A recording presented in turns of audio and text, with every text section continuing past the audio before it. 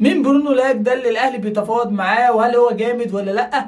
في الحلقه دي هقول لك كل حاجه عنه ومميزاته وعيوبه، وليه الاهلي عايز يتعاقد معاه سنه واحده بس مش سنتين ولا اكتر من كده، وليه الاهلي شايف ان ده ريسك كبير جدا. كل ده هتعرفه، وعيوبه ومميزاته كل حاجه هتعرفها في الحلقه دي. نبدا. قبل ما نبدا مش تنسى تشترك في القناه وتفعل زر الجرس، ويعني لو انت نازل كده لقيت اللايك دوس اللايك والدنيا جميله، مش تنسى تشترك في القناه.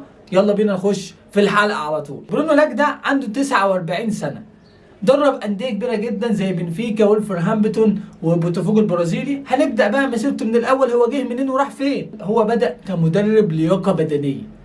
بدا مدرب لياقه بدنيه، وكان بيدرب في انديه كتير جدا، بس كلها انديه تحت السلم، لغايه ما جات له فرصته الاولى وبقى مدرب في اكاديميه بنفيكا في سنه 2004، وقعد فيها لغايه سنه 2012.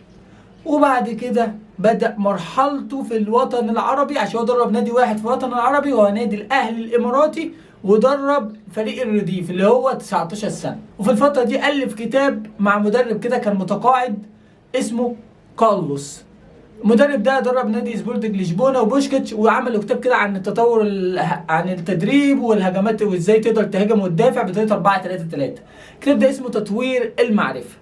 وفعلا بدأت علاقة صداقة بين برونو لاج ومدرب كارلوس بسبب تأليف الكتاب ده.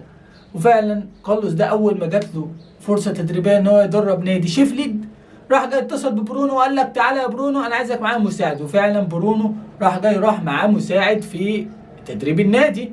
وكان دي سنة 2015. قعدوا في النادي لمدة سنتين. في 2017 ضرب نادي سوينز سيتي 2017، وخد معاه برضه برونو، كمل معاه مساعد لغاية ما جات له فرصته التانية ان هو يرجع بنفيكا تاني، بس ما يرجعش في الأكاديمية، لا يرجع في نادي الرديف، في اللعيبة اللي عندها 20 سنة و19 سنة اللي تحت الفريق الأول على طول. طب مين اللي كان ماسك مدرب بنفيكا ساعتها في الفريق الأول؟ كان روي فيتوريا، مدرب منتخب مصر السابق اللي عمل نتائج في أفريقيا وحشة جدا. حلو.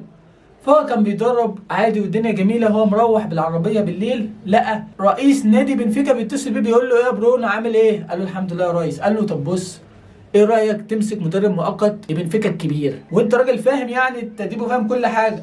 قال له يا ريس فرصه بعد 20 سنه تدريب، بعد اول فرصه ليه رسميه يمسك نادي بقى كبير هو لوحده، ويمسك فرقه اولى هو لوحده كمدرب فني.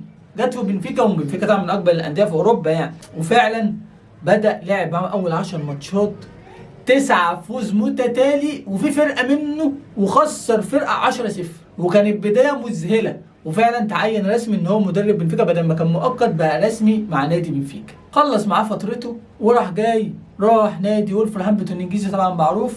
لعب معاه 51 مباراة، كسب 19 ماتش. ما سنة ما كانتش حلوة، ما كانتش لطيفة، بس اهي تجربة تمشي في نادي زي وولفرهامبتون تمشي. راح نادي بوتافوجو البرازيلي، قعد فيه 3 شهور بس ومشوه بسرعه جدا. لعب فيهم 15 ماتش، كسب 4 ماتشات بس، ودي كانت أسوأ مرحله في تاريخه التدريبي. أسوأ مرحله، كان ضايع خالص في فتره بوتافوجو.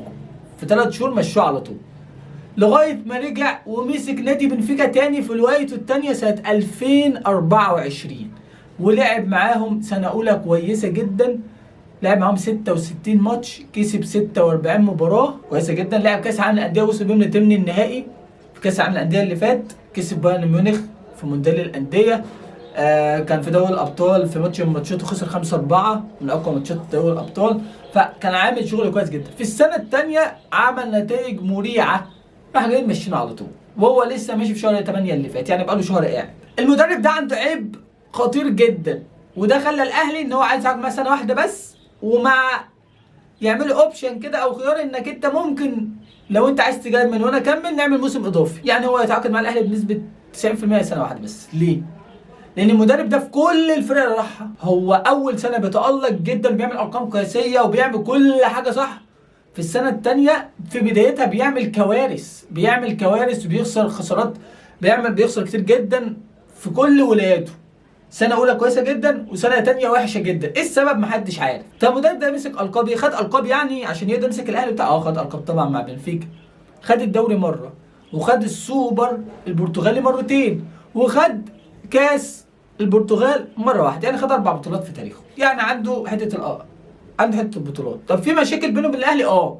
هو عايز ياخد 4 مليون يورو، الاهلي عرض عليه 3، ويا عم لو الدنيا زحزحت 3.5 دولار مش يورو. فدي اول نقطه الاهلي بيتكلموا فيها مع وكيل اعماله، عشان دي الحته دي فيها مشكله، لان هو ما كانش عايز يسيب اوروبا وعايز ان هو يكمل بره، وكان عايز يحمي تدريب شويه بعد كده هيكمل زي ما هو بره. فان انا اجي افريقيا لازم اخد فلوس اعلى بكتير، وطبعا المرتب ده اعلى من اللي كان بياخده مع بنفيكا، طبعا ده من غير كلام يعني. في نقطه ثانيه بيتخانقوا عليها، ايه هي؟ الشرط الجزائي.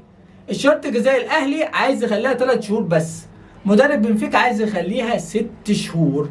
يعني لو الاهلي مشاه ياخد 6 شهور من مرتبه، ده رقم كبير جدا جدا جدا. دول اكتر نقطتين عليهم خلاف بينه وبين الاهلي.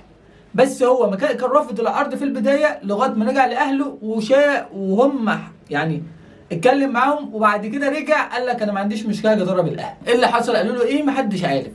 بس هو دلوقتي مرحب ان هو يدرب الاهلي، بس هو عايز شرط جزائي ومرتب كبير جدا.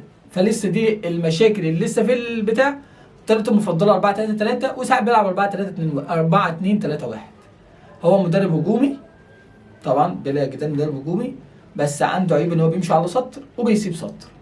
والموسم الثاني بتاعه كارثي، دايما في كل فرقه الموسم بتاعه كارثي. الموسم الثاني دايما في كل فرقه الموسم بتاعه كارثي. اكتب تحت في الكومنت لو شايف المدرب ده مناسب للنادي الاهلي ولا لا، اكتب تحت في الكومنت. سلام.